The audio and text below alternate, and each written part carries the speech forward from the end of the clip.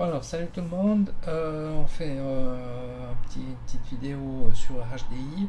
Alors, HDI, sachez que à la base, c'est juste un launcher. Il launch le projet HDI PKG. Si vous voulez participer, c'est extrêmement facile, hein. Il suffit de forquer HDI PKG. Depuis HDI, vous pouvez facilement lancer votre branche à vous, votre fork à vous, comme si c'était vous qui aviez créé le logiciel. Enfin, ça, il est en plus facile à modifier, vous n'avez qu'à regarder. Alors, on se connecte, enfin, on a booté sur sur l'installation qu'on avait fait sur la vidéo précédente. Donc maintenant, je vais juste le HDI comme on l'avait déjà installé, hein, sinon vous faites enfin, dans le GitHub, j'ai marqué curl, etc. Parce que wget n'était pas disponible, mais il semblerait que wget soit disponible maintenant. Alors que wget hdi.sf.net/hdi. Voilà, /hdi, c'est facile. Donc nous, il est déjà installé. Donc là, on voit bien qu'il télécharge HDI PKG. La version que vous voyez de l'écran, c'est la version de HDI PKG. Donc on est dans les updates. Donc d'abord, on va installer un OR helper, pour dire en anglais. Donc j'ai mis Treason au premier parce que il est compatible avec Octopi que j'utilise comme gestionnaire de paquets. Vous avez le choix, il y a Orman, Yaourt, mais uniquement à la fin. Donc on va installer celui-là. Ah, j'ai passé un peu vite, mais en fait vous savez que c'est pas possible de faire un mec PKG en tant que route. Mon script crée un utilisateur qui s'appelle OrBuilder. Il n'a pas de login, hein, vous ne pourrez pas vous loguer depuis la console. Il est vraiment spécifique à route, il est géré par les sudo, c'est vraiment le truc qui permet de builder le truc à partir de route sans mot de passe, sans s'emmerder. Voilà. Donc on installe ce qui se passe, donc la base Devel. Donc on voit qu'il y a déjà des packages installés et les autres sont installés.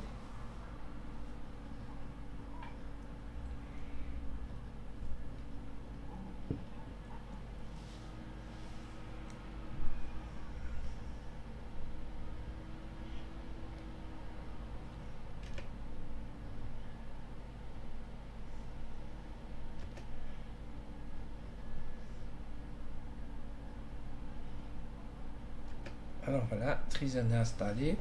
Donc maintenant, quand on fera les upgrades avec HDI, parce que vous pourrez le relancer si par exemple de 6 mois vous voulez faire vos mises à jour, vous loguez en console, vous lancez HDI, vous venez d'update, et puis upgrade with Treason. Il y a l'upgrade with Pacman. Après, vous effacez les orphelins, vous effacez le cache, les petites configurations spécialisées. Si vous avez des problèmes de clé, n'hésitez pas à mettre à jour tout ce qu'il faut. Installer downgrade si vous avez besoin, PKG, stat, Orbot, ça c'est quand même cool pour la communauté. Et puis il y a Orman, Yaourt, c'est les autres paquets OR que vous n'avez pas installés qui sont toujours disponibles. Donc on va revenir en arrière, maintenant on va faire l'install. Donc on commence par la console. Générique. Donc là, je repropose base Devel parce que c'est quand même un truc de base. Donc, si vous ne le voulez pas, vous décochez avec espace. Bash completion aussi, ça c'est quand même quelque chose, c'est indispensable. LSOF, il me semble aussi que c'est indispensable. DMI code, voilà, si vous voulez des infos sur votre hardware. Dialogue, c'est utilisé par Wi-Fi menu, donc aussi c'est quand même, on peut dire, indispensable. Nmon, MC, moi j'aime bien les mettre, à vous de voir. Et puis PowerTop, GPM, c'est un petit peu de l'arriéré, mais ça peut des fois servir. Donc on installe de base, Enter. Tout ce qui est déjà installé, ça ne se réinstalle pas. on passe aux compression tools. Donc là, voilà, c'est que j'ai essayé de pas les installer, mais à chaque fois il y avait un logiciel qui me disait qu'il était dépendant, que c'était une dépendance optionnelle, puis ils en avaient besoin. Donc j'ai mis ces quatre à disposition. Donc on installe. Ensuite, Network Tools, donc AirSync, ben, on ne parle pas. Traceroute, ben, c'est pour faire un trace sur le network, c'est quand même un outil de base. Voilà, il faut au moins un outil comme ça sur une distribution ou sur une installation. Bind Tools aussi, hein, c'est pour faire DNS lookup sous Windows, mais sous Linux c'est plutôt des digs. Il y avait DNS Utils qui vient un petit peu à la mode. Nmap, c'est aussi super bien. Speed Testly, est aussi cool. Wavemon, si vous faites, si vous voulez checker les réseaux Wi-Fi. Ça c'est le old if config qu'on connaissait sous Linux à l'époque, qui est encore valable sur bien des distributions. Voilà, après là c'est un petit peu plus avancé. Voilà, on va laisser de base avec les trois premiers.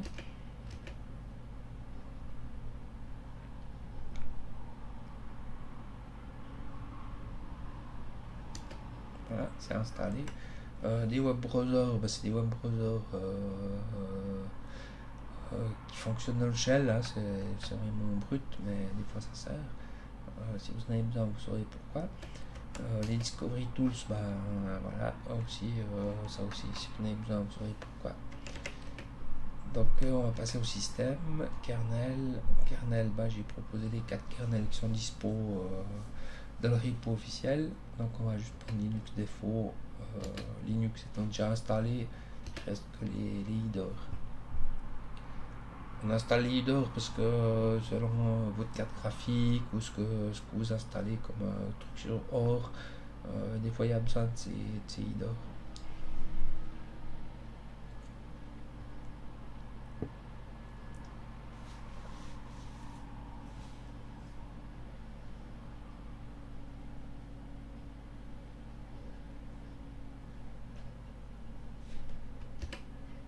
Voilà, donc maintenant on passe au service.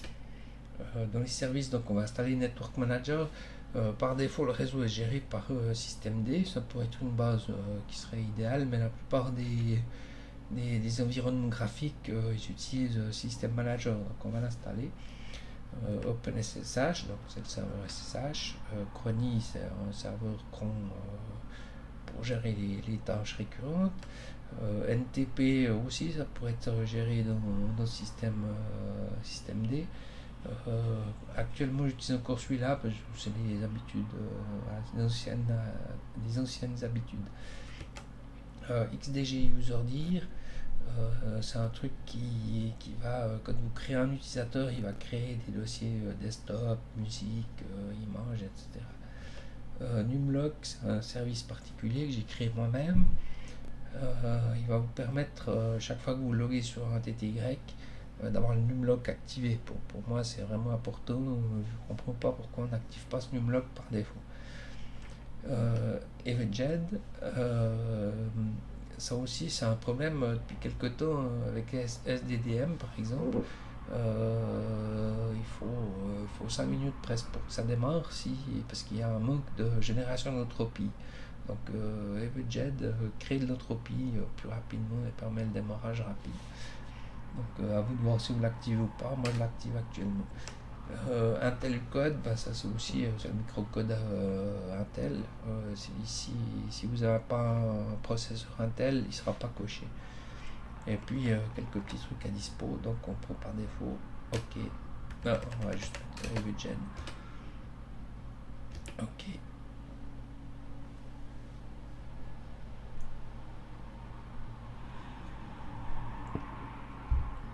Donc voilà, activer le network, le service Network Manager, oui.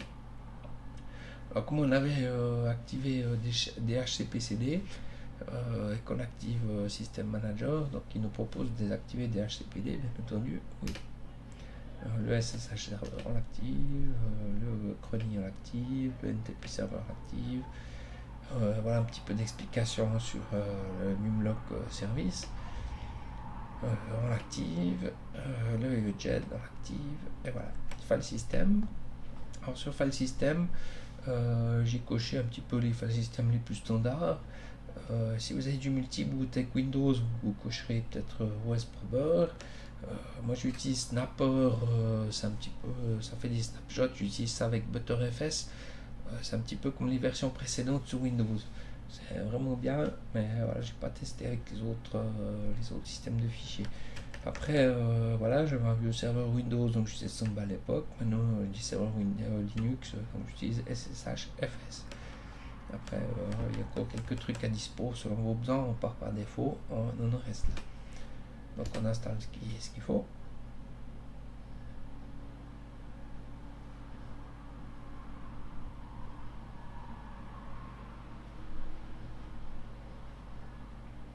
Donc là c'est les drivers, hein, donc on régénère l'init RAMFS.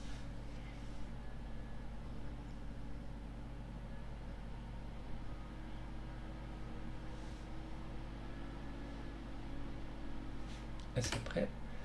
Donc maintenant on va passer au son. Donc au son, voilà, ça utile, c'est un petit peu les standards. Si vous utilisez du jack ou des trucs un peu real time, voilà, vous ferez vos configs à la main. Si vous avez besoin du Bluetooth, vous cocherez la coche Bluetooth. L'équaliseur, voilà, si on l'aime, on le coche. Si on l'aime pas, on le coche pas.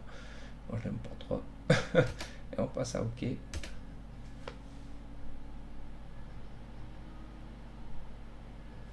c'est prêt. Donc le print maintenant, donc par défaut on va avoir le CUPS, hein, qui est le serveur d'impression.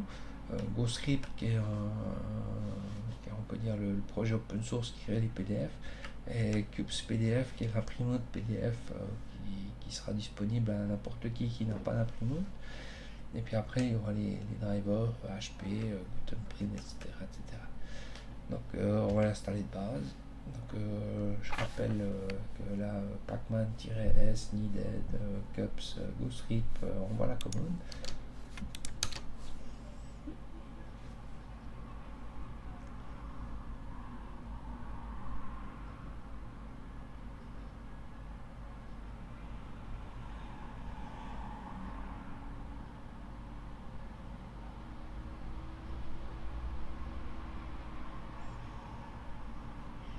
Alors voilà, on peut activer le service GoScript. Et c'est prêt pour la partie système. Donc on va passer à Xorg. Donc Xorg, on va commencer par GPU Info. Donc là on voit qu'on est dans VirtualBox. Donc on va installer Xorg. Xorg, il nécessite ces deux premiers paquets. C'est le minimum. Le reste, il sert quasiment à rien. Il sert. Voilà, si vous en avez besoin, vous les installez, mais pour l'installation minimum, c'est ces deux paquets. Donc on dit OK. Alors voilà, donc il nous propose des cartes graphiques. Donc on est sur VirtualBox, je vais prendre un. Il y a plein de trucs à installer.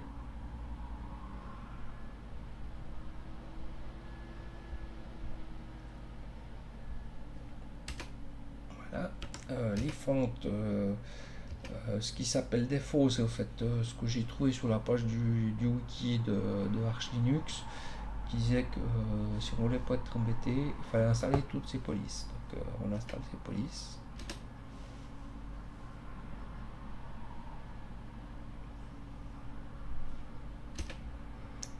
TTF, c'est une série de polices que j'arrive à afficher avec mon script. Si ça vous tente, vous les checker, sinon peu importe. Je pourrais mettre un optionnel à côté, je pense.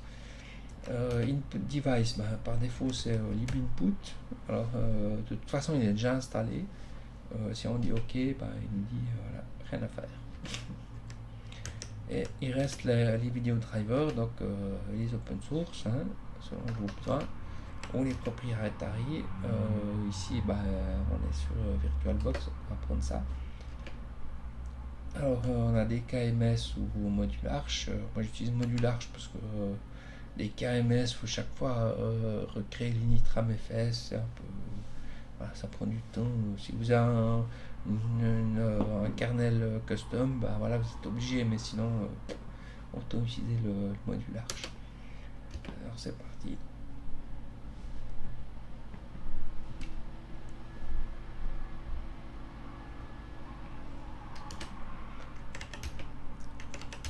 Alors là, on est prêt avec Xorg, donc on pourrait partir sur les environnements de bureau. C'est pas le but de cette vidéo.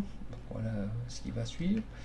Les display managers, en général, si vous installez un desktop environnement, la plupart ils ont leur display manager qui vous propose. Si vous voulez vraiment sélectionner la main, vous passez par là. Les applications, ce sera pour installer les applications. Actuellement, on s'arrête là avec la partie install. Donc maintenant, il y a encore une partie config qui est importante. Donc on va rentrer dedans. Donc on va passer dans le bash. Le bash, on peut définir les éditeurs. Donc par défaut, c'est pas défini. Il y a mieux les laisser pas définis. Mais on peut venir définir les 4 qui sont définis à l'installation ou une 7 si vous voulez ne pas définir. Après, il reste les alias. Alors là, voilà, si vous voulez faire si vous appliquez ce truc, le ls par exemple, il vous fera ls-color ou do, ce sera un petit peu plus joli que ce que vous avez l'habitude d'avoir d'habitude. Le ll, c'est des points sans espace, point, etc. Vous cochez, vous décochez, etc. On va quand même juste le définir. Après le PS1, donc ça c'est pour l'aspect qu'aura votre bash. Donc voilà, si je démarre par exemple mon bash, là comme je suis utilisateur, j'ai $1, ça va au minimum avec la petite vague. Si je lance le SU, voilà que je suis en route, donc maintenant on voit j'ai un dièse, c'est différent. Si je fais n'importe quoi, ça sort rouge. Si je fais un L, voilà, ça sort vert. C'est la manière dont c'est configuré, ce genre de choses. Donc voilà, on a fait minimal. Update bash RC, c'est un truc que je suis obligé de mettre à la suite de tout ça pour que tout fonctionne bien. Si vous êtes des experts, vous n'êtes pas obligé de suivre obligatoirement ces opérations. Ensuite, le firewall. Donc, le firewall, par défaut, voilà, si on prend Edit V, il n'y a rien du tout. Rien du tout. Donc, on va générer les règles par défaut. Donc, maintenant, on revient sur IPv4 et on voit que donc, input drop, forward drop, output accept. Et puis dans l'input, il y a par exemple le loopback. Si vous voulez ouvrir des trucs, voilà, tout est prêt à être configuré. En IPv6, c'est un petit peu plus restrictif. Ensuite, si vous voulez que ce soit actif tout de suite, on fait des load rules.